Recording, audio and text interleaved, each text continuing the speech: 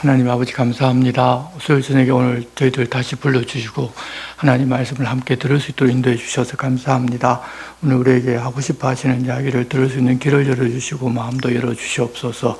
예수님의 이름으로 기도드리옵나이다. 아멘. 함께 찬송가 269장을 찬송하겠습니다.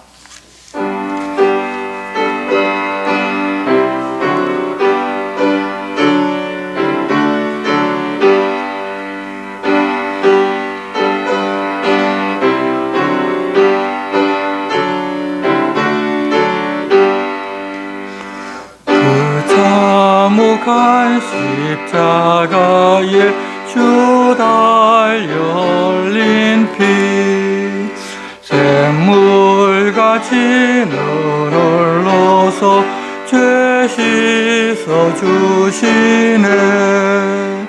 값없어도 다 나와서 내 죄를 고하면 인륜보다 더 이도록 참성들 얻으리. 나 믿노라 그 보혈 공로를 험없어도 피 흘리사 날 구원하셨네.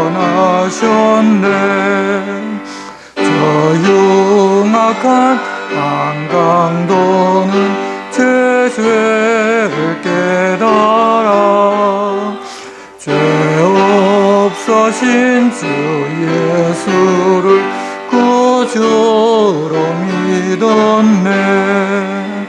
내 지은 죄 흉악하나 주 예수 믿으면 용서받은 강도같이 곧 구원 받으리. 나 믿노라 그 보혈 공로를 험없어도 피 흘리사 날 구원하셨네. 온 백성의 죄 사하신 하나님 어린 양 주 십자가 지심으로 온 인류 구했네. 저 영원한 새 나라에 다 같이 모여서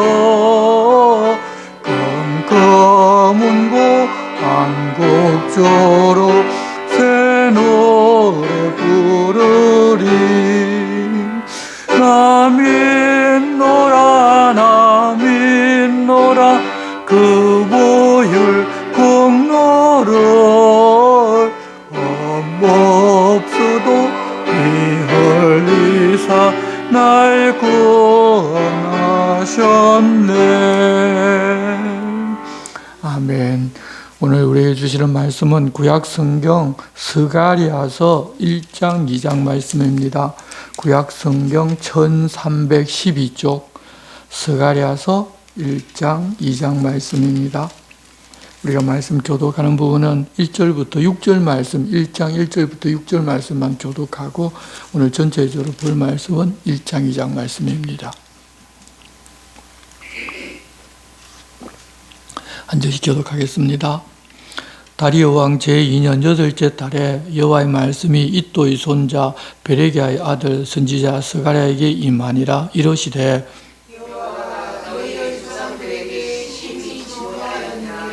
그러므로는 그들에게 말하기를 만군의 여호와께서 이처럼 이르시되 너희는 내게로 돌아오라. 만군의 여호와의 말이니라. 그리하면 내가 너희에게로 돌아가리라. 만군의 여호와의 말이니라.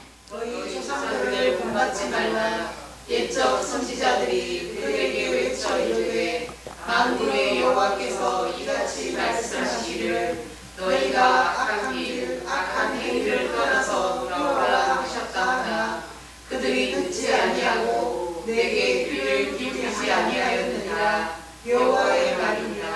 너희 조상들이 어디 있느냐? 또 선지자들이 영원히 살겠느냐? 내가 나의 종 선지자들에게 명령한 내 말과 내 보통이 어찌 너희 조상들에게 임하지 아니하였느냐?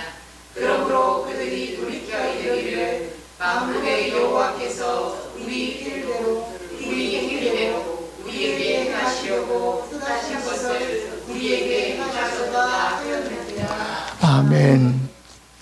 우리가 지난주에는 학개 선지서를 보았는데 그 내용은 바벨론 포로에서 돌아온 귀한 공동체가 성전을 짓다 말고 무려 10년 동안이나 그대로 내버려 두고 자기 집은 번듯하게 꾸미며 살면서 아직 성전을 지을 때가 아니라고 하고 있을 때 하나님께서 학개 선지자를 불러서 그들이 지금 어떤 모습인지를 보라 하시고 총독이 모자라서 성전을 짓지 못했다고 핑계하고 있는데 성전을 짓고자 하면 그 일은 하나님께서 하신다면서 지금이라도 나무를 베어다가 성전을 다시 짓기 시작하라는 그런 내용을 보았습니다.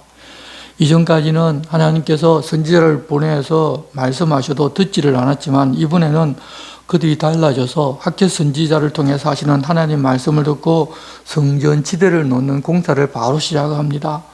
그때 하나님께서는 다시 말씀하셔서 지금까지는 열심히 농사 짓고 더 모아 보고자 했지만 소출도 제대로 없고 모든 얻은 것들이 다 새어나갔지만 순종하여 시작한 이제부터는 내가 복을 주겠다고 말씀하셨습니다. 하나님 백성들에게는 모든 것에 선누가 있는데 하나님이 먼저가 되면 나머지는 하나님이 복 주셔서 우리가 적절할 때 필요한 만치 얻어서 누리게 하시는데 그렇지 않고 사람이 자기가 우선이 되고 하나님을 뒷순위로 밀게 되면 평안도 없고 모은다고 모으는데 다 흘러서 나가버리고 그러다 보니 더더욱 물질에 매이는 삶을 살게 되니까 우선순위를 바로 잡으라고 그렇게 알려주셨습니다. 지금도 매 마찬가지입니다. 그렇게 하니 성전을 4년 만에 완공하였는데 이렇게 4년 만에 완공할 수 있었던 것을 방해한다고 핑계를 대고 또 자기들이 힘들다고 부담된다고 그렇게 15년 동안이나 내버려 둔 것입니다. 그런데 성전이 완공이 되고 나서 보니 그때가 성전이 파괴된 지 정확하게 70년 만이었습니다. 하나님께서 예레미야에게 말씀하신 70년이 성전 재건에도 그대로 적용이 된 것입니다. 자기들이 우선순위가 되어 살아가자 하나님 그냥 내버려 두고 기다려 주셨지만 그때로 더 있을 수 없어서 하나님께서 사람을 불러 말씀하시고 그들의 마음에 감동도 주시고 약속한 때 이제 그 일이 성취되게 하셨는데 그때가 바로 70년 되는 그 해에 마칠 수 있도록 하셨다는 것입니다. 하나님께서 행하시는 모든 것들은 완전하고 정확하다는 것을 우리가 여기서 다시 한번 알 수가 있습니다. 오늘부터는 우리가 스가랴서를 보는데 앞서 학개 선지자를 불러 말씀을 시작한 지 2달 후에 스가랴 선지자를 불러 말씀하시는데 학개 선지자를 통해서는 총독과 대제사장과 이 백성들을 꾸중하면서 성전 재건 공사를 독려하셨지만 이 제사장인 젊은 스가랴를 통해서는 백성들의 신임을 잃어버린 대제사장 여호수아를 하나님께서 인정해 주시는 부분과 이제부터 자기들 조상들이 행했던 것처럼 하지 말라고 바라시고 또 이제부터 너희와 함께 할 테니까 걱정하지 말라는 말씀을 계속해서 그들에게 주십니다.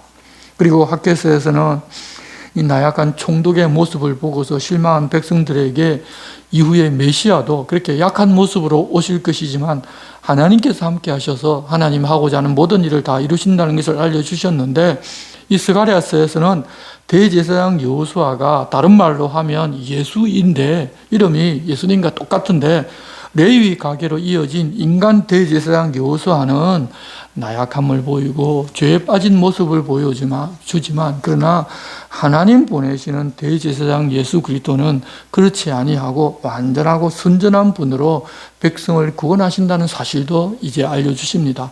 같은 이름을 가진 제사장으로서 서로 비교가 되게 하신 것입니다. 그것도 우리가 성경을 보면서 함께 눈이 떠여서 보면 더 좋을 것입니다.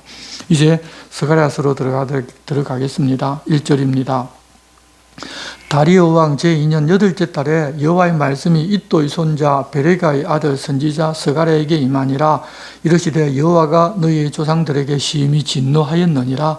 그러므로 너는 그들에게 말하기를 만군의 여호와께서 이처럼 이르시되 너희는 내게로 돌아오라. 만군의 여호와의 말이니라. 그리하면 내가 너희에게로 돌아가리라. 만군의 여호와의 말이니라. 이 스가랴라는 이름은 이스라엘에서 굉장히 흔한 이름인데 이 세례 요한의 아버지가 사가랴인데 사가랴나 스가랴나 똑같은 이름입니다. 하나님은 기억하신다는 뜻을 가지고 있습니다. 이 스가랴가 이또의 손자 베레가의 아들인데 이또가 대제사장이기 때문에 이 스가랴도 제사장입니다. 어떤 것을 보면 이또의 아들이라고 나오는 것도 있는데 할아버지도 일반적으로 이브리에서는 아버지라고 부르기 때문에 이상한 것은 아니고 아마 이 스가랴의 아버지가 일찍 세상을 떠나서 주로 할아버지 밑에서 살았던 것 같습니다. 스가랴가 선지자로 하나님의 부르심을 받을 당시 나이가 30살 정도인데 그러면 지금 바벨론에서 돌아온 지 15년 정도가 지난 때이니까 그가 바벨론에서 태어났고 돌아올 때 나이가 10살에서 15살 정도 아마 됐을 것 같은데 제사장 가문이니까 어렸을 때부터 하나님에 대하여 많은 이야기를 들었을 것이고 또 예루살렘에서 성전 기공식을 할 때 그 모습을 보고서 아마 순수한 아이였기 때문에 굉장히 기뻐하고 성전을 다시 짓는다는 그런 감회가 새로웠을 것입니다. 그렇지만 이해가 안 되는 것이 많았는데 방해가 있다고 금방 중단해 버리는 것을 보니 어른들이 하는 일들이 못마땅했을 것이고 또 대제사장이 하는 행동도 거슬리는 것이 있었습니다. 그뿐만 아니라 자기들이 살던 고향 이곳에서 여호와 하나님을 섬기고 있었는데 도대체 하나님이 어떻게 하셨기에 그 많은 사람들이 다 죽고 자기들만 포로로 잡혀갔다가 70년 만에 돌아왔느냐는 것입니다. 어리기 때문에 도무지 그런 내용들이 사실 잘 이해가 되질 않았습니다. 또 그 성전을 건축하라고 하나님 돌려보내 주셨다는 말도 하는데 성전 건축은 중단되고 사람들은 각자 자기 집만 번듯하게 지어서 편안하게 사는 것을 보니 이것도 이해가 안 되고 저것도 이해가 안 되는 것들이 너무나 많은 상황이었습니다. 어른들이 잘못하고 있다는 것을 보는 그를 불러서 하나님께서 말씀을 주신 것입니다. 다만 아직은 나이가 어려서 전반적인 것을 잘 이해하지 못하고 있기 때문에 하나님께서 하나하나 세세하게 설명해 주십니다. 하나님께서 처음으로 스가랴에게 하신 말씀은 너희 조상들에게 진노하였다는 말씀이었습니다. 그들이 바벨론의 포로로 잡혀가기까지 여러 선지자를 불러 돌아서라고 말씀하셨는데 그들은 끝끝내 돌아서지를 않았습니다. 하나님께서 참고 기다려주시기를 무려 1000년이나 하셨습니다. 그러다가 결국 진노하셔서 대다수의 백성들은 다 죽고 그 중에 일부만 살아서 포로로 잡혀갔던 것입니다. 그런데 그들이 바빌론에 살면서 아무런 희망도 없이 살고 있었는데 하나님께 그들을 은혜로 그냥 돌아오게 해주셨습니다. 먼저 그렇게 해주셨으면 어떻게 해야 하겠습니까? 그들도 하나님께로 돌아가야 합니다. 그런데도 전혀 그럴 마음 없이 각자 자기가 주인 되어서 살아가고 있고 성전 건축도 중단한 채로 그냥 그대로 있었습니다. 학계 선지자를 통해서는 성전을 건축하라고 말씀하셨지만 스가랴를 통해서는 그렇게 성전만 건축하면 다가 아니다. 하나님께로 돌아서야 한다는 것입니다. 그들이 하나님께로 돌아가면 하나님께서도 그들에게 돌아가겠다고 하십니다. 마음이 하나님께 있지 아니하면 하나님의 복과 보호 안에서 벗어난 상태로 살아가게 됩니다. 하지만 하나님께로 돌아가게 되면 하나님께서는 약속한 대로 자기 백성들이 복을 누리게 해주십니다. 그렇게 약속하셨기 때문입니다. 그 말씀을 돌아온 사람들에게 전해달라고 스가랴를 부르셨습니다. 그리고 4절 보면 너희 조상들을 본받지 말라. 옛적 선지자들이 그들에게 외쳐 이르되 만군의 여호와께서 이같이 말씀하시기를 너희가 악한 길 악한 행위를 떠나서 돌아오라 하셨다 하나 그들이 듣지 아니하고 내게 귀를 기울이지 아니하였느니라 여호와의 말이니라. 여러분 우리는 알게도 모르게도 우리 부모나 우리 조상들이 하는 행동을 보고 따라하면서 배웁니다. 자녀들이 다 그렇게 해서 배웁니다. 그런데 이 이스라엘 조상들은 좋은 모습을 후손들에게 보여주지를 못했습니다. 물론 그들도 연약한 사람들이기에 악한 길로 갈 수도 있고 악한 행위를 할 수도 있습니다. 그럴 때 하나님께서는 선지자를 보내서 내가 너희를 기다리고 있으니 그 길과 행위를 버리고 나에게로 돌아오라고 말씀하셨습니다. 그런데 그들은 그 귀의 말씀을 기울이지도 않았고 돌아서지도 않았습니다. 그런 조상들의 모습을 본받아 산다면 바빌론에서 돌아온 사람들 대부분이 바빌론에서 태어난 신세대 사람일지라 할지라도 똑같은 상황이 벌어질 것입니다. 그래서 너희들은 이전 조상들 그들이 하던 행위대로 하지 말고 이제는 좀 내 말을 듣고 내게로 돌아와서 그렇게 살아달라고 부탁하는 말을 좀 전해달라는 것입니다.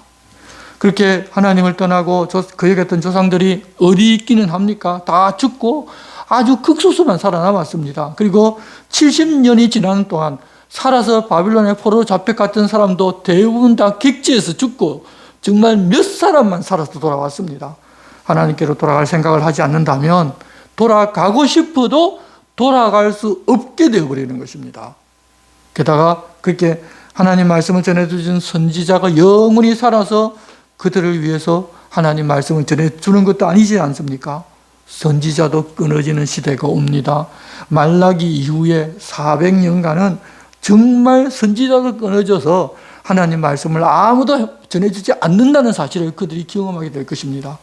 하나님께서 가까이 계실 때, 하나님 만나 주려고 하실 때 돌아서서 만나야 합니다. 그러니 지금도 늦지 않았으니 돌아온 너희들이라도 내 말을 듣고 내게로 돌아와서 나와 함께 살면서 내가 너희들이 부탁한 그 말씀을 지키며 살아달라고 그렇게 좀 전해달라고 스가랴를 불렀다는 것입니다. 6절입니다. 내가 나의 종 선지자들에게 명령한 내 말과 내 법도들이 어찌 너희 조상들에게 임하지 아니하였느냐. 그러므로 그들이 돌이켜 이르기를 만군의 여호와께서 우리 길대로 우리 행위대로 우리에게 행하시려고 뜻하신 것을 우리에게 행하셨도다 하였느니라. 하나님께서 돌아오라고 군하고 또 군했는데 영원히 군하는 것이 아니라 그것도 어느 정도 어느 때까지 정해놓은 때까지입니다. 그렇게 하나님이 정하신 때가 되었는데도 돌아서지를 않으면 그때는 더 이상 돌아오라고 권하지를 아니하고 지난번 바빌론에 망하게 한 것처럼 끝을 내버리십니다. 오래 참고 기다려 주실 때 돌아서면 복인데 돌아설 기회가 그렇게 있음에도 불구하고 끝까지 돌아서지 않는다면 그 사람은 자기가 그렇게 화를 자초하는 것입니다. 그런 일들이 이미 다 바빌론 포로로 잡혀갈 때 일어났다는 것입니다. 그리고 바빌론의 포로로 잡혀간 사람들은 그 일 때문에 우리가 이렇게 되었구나를 알았다는 것입니다. 하나님께서는 아직 어리고 이 바빌론에서 태어나서 유대의 상황을 잘 모르는 스가랴이기 때문에 이제부터는 환상을 보여주고서 무엇을 보았느냐고 확인하고 보여준 의미가 무엇인지를 설명하는데 7절부터 이제 그렇게 첫 번째 환상을 보여주면서 그들에게 말씀을 전해주십니다. 다리오 왕 제2년 11째 달 곧 스바로 24일에 이또의 손자 베레가의 아들 선지자 스가랴에게 여호와의 말씀이 임하니라. 내가 밤에 보니 한 사람이 붉은 말을 타고 골짜기 속 화석류 나무 사이에 섰고 그 뒤에는 붉은 말과 자줏빛 말과 백마가 있기로 내가 말하되 내 주여 이들이 무엇이니까니 내게 말하는 천사가 내게 이르되 이들이 무엇인지 내가 내게 보이리라 하니 화석류 나무 사이에 선 자가 대답하이르되 이는 여호와께서 땅에 두루 다니라고 보내신 자들이니라. 한 사람이 화석류 나무 사이에 붉은 말을 타고 있고 그 뒤에 붉은 말과 자줏빛 말과 흰 말이 서 있는 것을 보았는데 이 스가랴가 보니까 자기는 전혀 그 의미죠 무슨 뜻인지를 알지 못하는 그런 내용이었습니다. 그래서 이들이 무엇이냐고 물어보았습니다. 그랬더니 화석류 나무 사이에 선 자가 이는 여호와께서 땅에 두루 다니라고 보낸 자들이라고 알려주었습니다. 그런데 우리는 여기서 이 내용만 알면 됩니다. 붉은 말이 무슨 의미이고 자줏빛 말이 무슨 의미이고 흰 말이 무슨 의미인지 성경에서 우리들에게 알려주지 않으셨기 때문에 알 필요가 없습니다.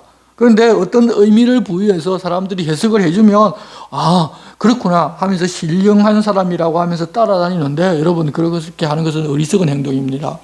우리는 성경이 가는 데까지 가고 성경이 서는 곳에서 그냥 멈추어야지 이단이 되지를 않습니다. 마귀는 성경에서 알려주지 않으신 내용을 해석해서 신령한 채 하라고 사람을 부추겨서 교만하게 만들고 멸망길로 가게 만듭니다. 그래서 우리 굳이 성경에서 말씀하지 않은 내용을 가지고 은혜 받고 할 필요가 없습니다. 그런데 절대 속지 마시기를 바랍니다.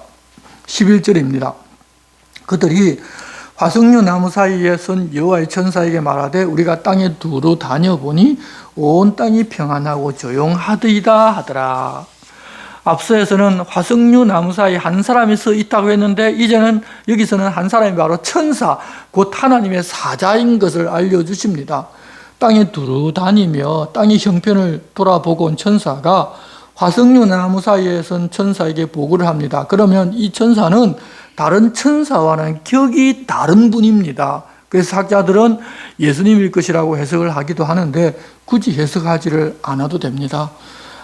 근데 이 천사라고 하지 아니하고 하나님의 사자라고 번역을 하면 오히려 더 이해하기 쉬운데 이 헬라어라든지 그런 쪽을 쭉 올라오면서 앙겔로스, 천사를 번역하고 하나님의 사자를 번역하고 앙겔로스라고 번역을 해왔기 때문에 다 그 이후에는 다들 천사라고 번역을 해와가지고 예수님의 모습인 것도 천사라고 번역된 데가 많이 있습니다. 그래서 좀 구분이 안 되지만 그러면 그렇고라고 생각하고 그냥 지나가시면 됩니다. 그렇게 온 땅이 평안하고 조용하더라는 보고를 받고서 이분이 여호와 하나님께 이렇게 말씀을 드립니다. 12절입니다. 여호와의 천사가 대답하여 이르되 만군의 여호와여, 여호와께서 언제까지 예루살렘과 유다 성읍들을 불쌍히 여기지 아니하시려나이까? 이를 노하신 지 70년이 되었나이다 하매, 스가랴가 부르심을 받아서 처음 하나님 말씀을 받은 것은 다리오 왕 제2년 8월이었고 이 환상을 본 때가 같은 해 10월 24일이었습니다. 그러면 성전과 성벽 공사가 중단되었다가 학개 선지자를 듣고서 책망하는 말씀을 듣고서 재건 공사를 다시 시작한 지 사실 얼마 되지 않았을 때입니다. 그런데 다시 시작을 했지만 다들 힘들어하고 가진 거 다 먹어버리고 재산도 없으니 진행이 아마 지지부연 부진했을 때 같은 것 같은데 하나님 약속하신 70년이 지나고 아니 이들이 예루살렘으로 다 돌아왔는데 아니 이렇게 두시면 안 되지 않느냐, 그들이 평안하게 살 수 있도록 하나님 힘을 써주지 않느냐는 말씀을 하나님께 올린 것입니다. 어떻게 보면 아니 세상이 다 평안하게 있는데 아니 하나님의 백성들은 그런 처지에 이 상태로 어렵게 힘들게 살아야겠느냐, 이러면 안 되지 않느냐는 것입니다. 이렇게 말씀드리는 것이 바로 중보입니다. 이 중보의 말씀은 화석류 나무 사이에 선 분이 했는데 여호와 하나님께 중보할 수 있는 분이 예수 그리스도이기 때문에 아마 그래서 예수 그리스도시라고 우리는 다들 학자들이 말을 합니다. 그래서 그래 했는데 여호와 하나님께서는 그 이야기를 듣고서 중보하신 그분에게 말씀하지를 않으시고 13절을 보시면 여호와께서 내게 말하는 천사에게 선한 말씀, 위로하는 말씀으로 대답하시더라.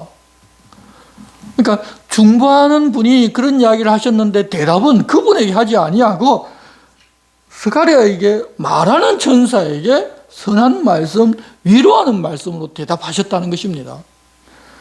이런 환상을 스가랴에 보여주시는 이유가 스가랴로 하여금 이러한 사실을 알게 하고자 하심입니다. 그래서 중보하시는 분이 그렇게 말씀하실 때 아마 스가랴도 똑같은 생각으로 아니 세상이 그렇게 평안하다고 하는데 예루살렘으로 돌아온 우리는 왜 이렇게 고생하면서 성전이나 성곽도 제대로 짓지를 못하고 이렇게 살고 있는지 아마 궁금했을 것입니다. 그래서 하나님께서는 스가랴에게 말을 전하는 천사에게 선한 말씀, 위로가 되는 말씀을 주셔서 그 말씀을 스가랴로 하여금 듣게 하신 것입니다. 그리고 14절, 내게 말한 천사가 내게 이르되 너는 외쳐 이르기를 만군의 여호와의 말씀에 내가 예루살렘을 위하여 시온을 위하여 크게 질투하며 안일한 여러 나라 때문에 심히 진노하나니 나는 조금 노하였거늘 그들은 힘을 내어 고난을 더하였음이라. 하나님께서 자기 백성들에게 노하신 것은 어쩌거나 그들을 돌이켜 보려고 그렇게 하신 것입니다. 그렇기에 하나님의 마음이나 하나님의 그 뜻을 알고서 적당하게 하나님의 백성들을 손봐줘야 하지만 적대자들은 그것을 기회라고 생각하고서 지나칠 정도로 하나님의 백성들을 죽이고 괴롭혔습니다. 그에 대하여 하나님 크게 질투하고 심히 진노하십니다. 그들이 멸망당하고 세상에서 그 이름이 사라져야 할 이유를 스스로 만들어버린 것입니다.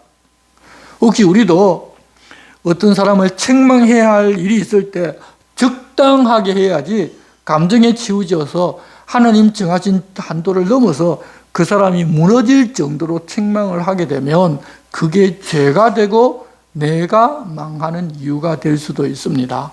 책망은 언제나 사랑을 근거로 해서 그 문제를 깨달을 정도만 하는 것이 좋고 나머지는 다 하나님께 맡겨야 합니다. 그런데 우리가 남한테 책망을 하다 보면 너무 신이 나가지고 내가 책망할 수 있는 그런 사람이 되면 신나가지고 막 감정적으로 그 사람이 지금 내 책망 듣고 죽을 그런 번민에 빠져 있는데 계속 퍼붓는 경우가 많습니다. 그것은 내가 잘못한 것입니다. 그 사람의 잘못을 뛰어넘어서 내가 잘못하고 있는 것이니까 우리가 절대 어떤 일에 책망할 일이 있을 때는 절대 감정이나 기분을 실어서는 안 됩니다. 그런 일이 있고 하나님이 약속하신 기간이 지나 그들이 돌아오고 다시 그 땅에서 살게 해주시니 이제부터는 어떻게 하느냐, 적대자들로부터 당한 모든 것들을 하나님께서 다 보상받을 만큼 복을 주겠다고 이제 말씀하십니다. 그래서 16절 그러므로 여호와가 이처럼 말하노라, 내가 불쌍히 여김으로 예루살렘에 돌아왔은즉 내 집이 그 가운데 건축되리니 예루살렘 위에 먹줄이 쳐지리라. 만군의 여호와의 말이니라. 그가 다시 외쳐 이르기를 만군의 여호와의 말씀에 나의 성읍들이 넘치도록 다시 풍부할 것이라. 여호와가 다시 시온을 위로하며 다시 예루살렘을 택하리라 하라 하니라. 이제 다시 성전을 건축할 수 있게 해주신다는 것입니다. 아직 그들이 하나님을 바르게 알고 하나님을 바르게 섬기는 것이 아닙니다. 그렇지만 적대자들에게 그렇게 심하게 당한 그것을 하나님 불쌍하게 여기고 하나님께서 이제는 다 할 수 있게 복을 누릴 수 있게 해준다는 것입니다.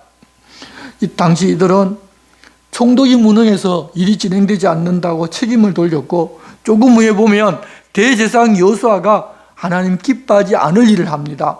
또 농사를 짓고 목축을 해도 자기들 심은 것보다 적게 거두어 가면 갈수록 삶이 쪼그라들고 그러다 보니 성전을 짓겠다고 구별해 놓은 그런 재물까지도 생계를 위해서 다 사용해 버렸습니다. 그러다 보니 매사에 불신이 가득 차 있으면서 이래서는 안 되고 저래서는 안 된다면서 안 될 것만 보고 살았습니다. 입에도 안 된다, 안 된다가 계속해서 나오고 있었습니다. 그러고 있을 때 하나님께서 그들과 함께 하시면서 성전을 짓게 해주겠다고 말씀하신 것입니다. 복을 주겠다고 말씀하신 것입니다. 다만 성전을 어떻게 하면 지을 수 있느냐? 자기들이 성전을 짓겠다고 일어나서 나무를 잘라다가 성전을 짓는 것을 시작하기만 하면 하나님께서 다 이루시고 또 그때부터 복을 주겠다고 말씀하십니다. 학개 선지서를 통하여 하신 말씀을 스가랴 선지자에게도 똑같이 말씀하셨습니다. 하나님께서 선지자를 보내실 때에는 보통 먼저 책망을, 무엇을 잘못했는지 책망을 하고 시작합니다. 그런데 이 스가랴서를 보면 책망하는 부분이 없고 바로 소망을 주는 말씀부터 시작하십니다. 왜 그런가 하면 앞에서 말씀하신 대로 하나님 생각하고 계획한 것보다 더 많이 그들이 맞아서 그들이 이제 소망조차 잊어버렸기 때문입니다. 거의 진이 빠질 정도였기 때문입니다. 그래서 동시대에 2달 앞서서 나이가 많은 학개 선지자를 통해서는 성전 짓는 일을 다시 하라고 책망하셨지만 젊고 나이 어린 이 스가랴에게는 책망하라고 하지 아니하고 앞으로의 소망과 희망을 전하게 하신 것입니다. 학개 선지자는 그래서 아마 1년도 못되게 하나님 말씀을 전하고 세상을 떠나신 것 같은데 스가랴 선지자는 약 40년가량 그들에게 말씀을 전합니다. 여러분, 이것을 보면 책망은 잠깐이지만 소망과 위로는 평생이라는 그 말씀을 우리가 다시 한번 생각할 수 있게 해줍니다.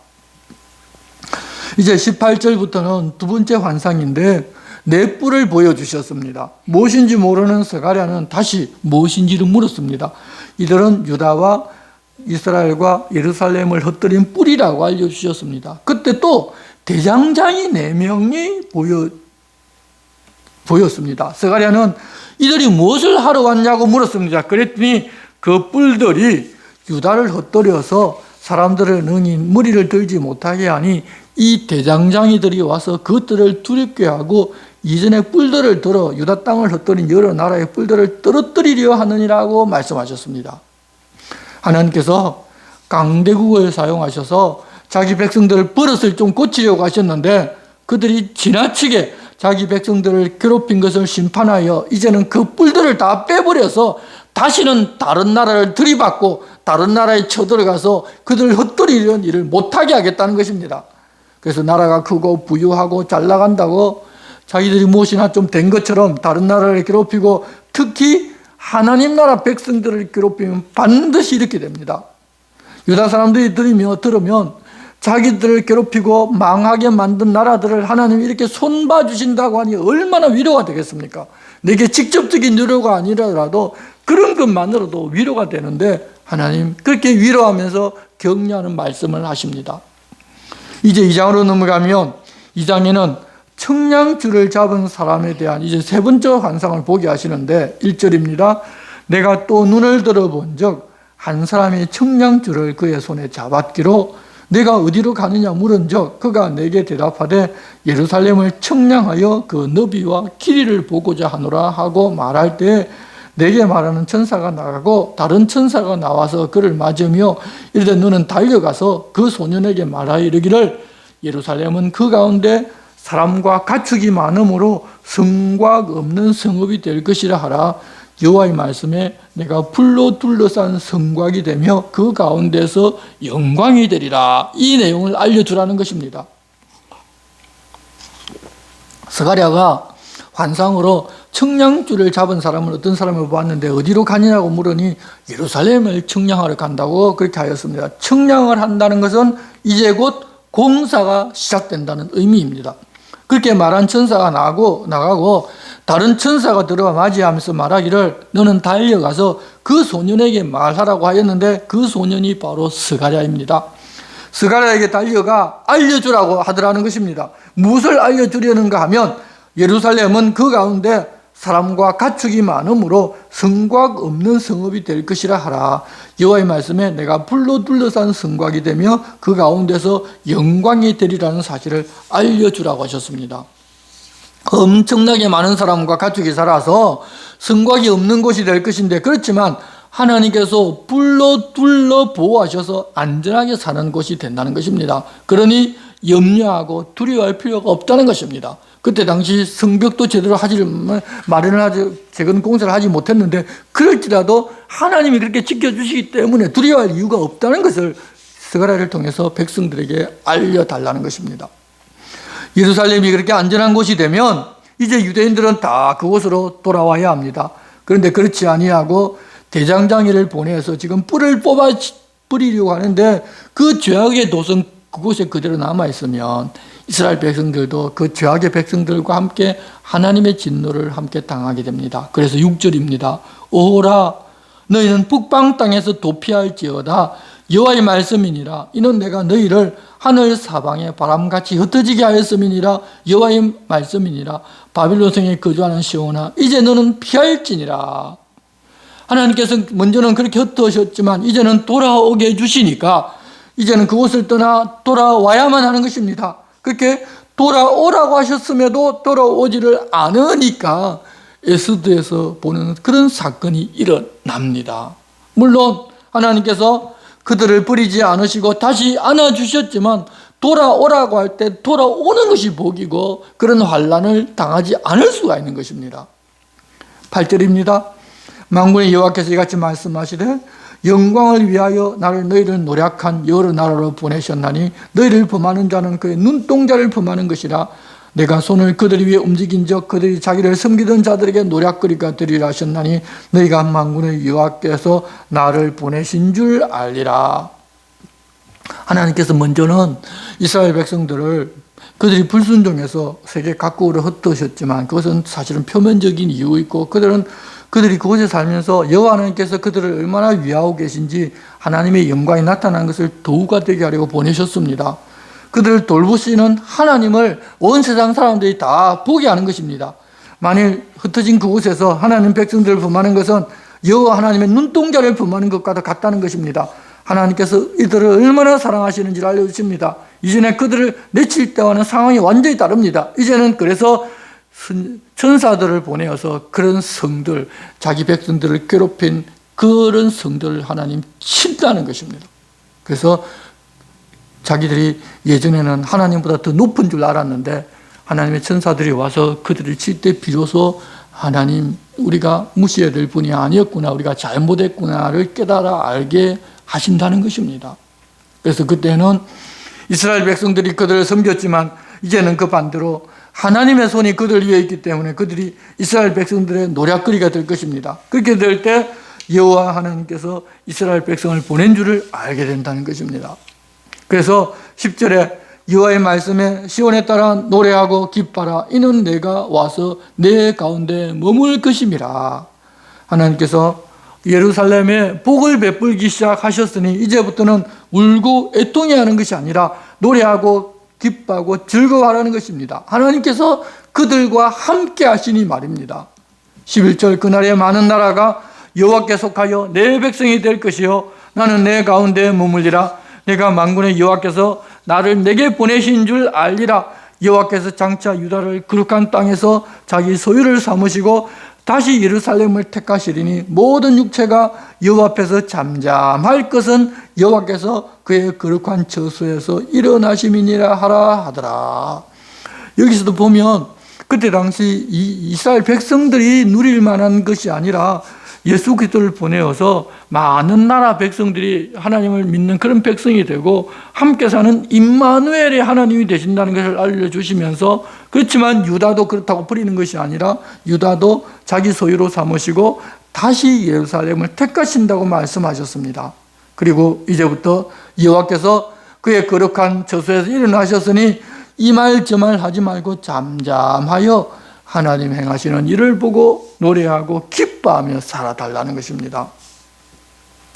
성도 여러분, 우리들은 이미 이런 일들이 예수 그리스도 통해서 다 이루어진 것을 보고 있고 이제 예수님이 다시 오실 날만 기다리고 있습니다. 우리가 이스라엘 역사를 보면 그때 당시 역사뿐만 아니라 이후에 예수님께서 오셔서 무슨 말씀을 하셨는지 하나님께서 이스라엘 이때 약속해 주신 그 일 그대로 다 하셨다는 것을 알 수 있습니다. 그래서 마태복음 보면 임마누엘, 하나님이 우리와 함께 하신다. 바로 여기서 이 약속해 주신 이 약속, 그 말씀이 예수 그리스도로 말미암아 다 이루어졌다는 것을 우리에게 알려주셨습니다. 그래서 우리가 예수 믿고 하나님의 백성으로 하나님과 함께 온전히 살면 그것이 바로 하나님의 기쁨이 되고 그렇게 살면서 항상 기뻐하고 살아야 하는 것입니다.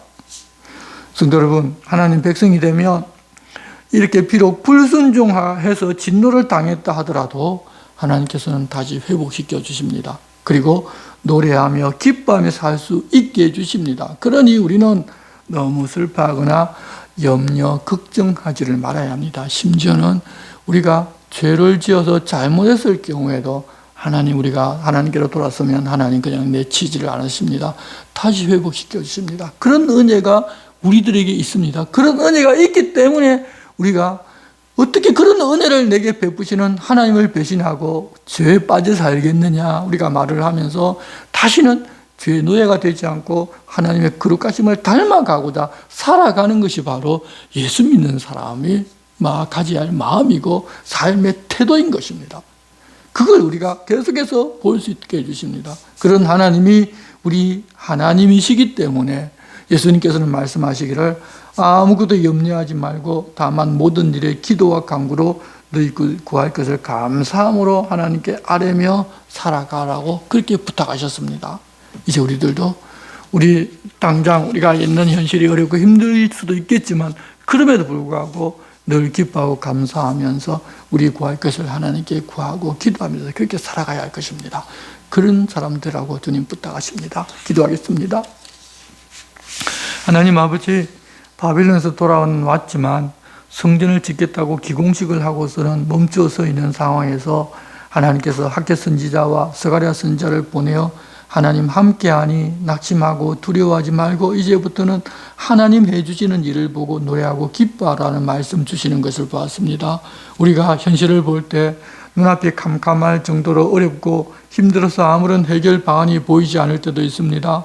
그럴 때에도 하나님 우리와 함께하며 우리 위하여 일하고 계심을 알고서 이제는 잠잠하게 하나님의 일하심을 느끼고 새 힘을 얻어 하나님의 백성으로 다시 힘차게 살아갈 수 있도록 도와주시옵소서. 우리보다 우리를 더 사랑하고 아끼는 하나님이심을 알고 두려워하거나 낙심하지 않는 모두가 되게 하여 주시옵소서. 예수님의 이름으로 기도드리옵나이다. 아멘. 우리 함께 288장을 찬송하겠습니다.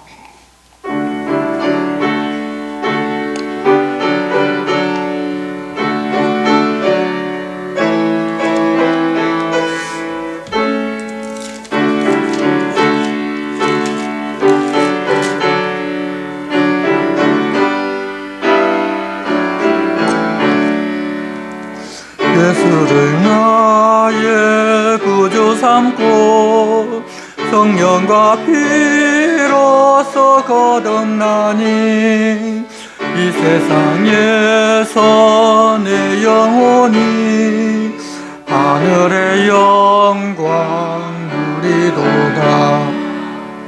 이것이 나의 간정이요 이것이 나의 찬송일세. 나 사는 동안 끊임없이 구주를 찬송하리로다. 온전히 주께 맡긴 내 영 사랑의 음성을 듣는 중에 천사들 왕래하는 것과 하늘의 영광 누리로다. 이것이 나의 간정이요 이것이 나의 찬송일세. 나 사는 동안 끊임없이 구주를 찬송하리로다. 주 안에 기쁨 누림으로 마음의 풍랑이 잔잔하니 세상과 나는 강고 덥고 구속한 주만 보이로다. 이것이 나의 간증이요 이것이 나의 찬송일세. 나 사는 동안 끊임없이 구주를 찬송하리로다. 아멘. 주님 같이 주신 기도를 드리겠습니다. 하늘에 계신 우리 아버지의 이름을 거룩하게 하시며 아버지의 나라가 오게 하시며 아버지의 뜻이 하늘에서와 같이 땅에서도 이루어지게 하소서. 오늘 우리에게 일용할 양식을 주시고 우리가 우리에게 잘못한 사람을 용서하여 준 것 같이 우리 죄를 용서하여 주시고 우리를 시험에 빠지지 않게 하시고 악에서 구하소서. 나라와 권능과 영광이 영원히 아버지의 것입니다. 아멘.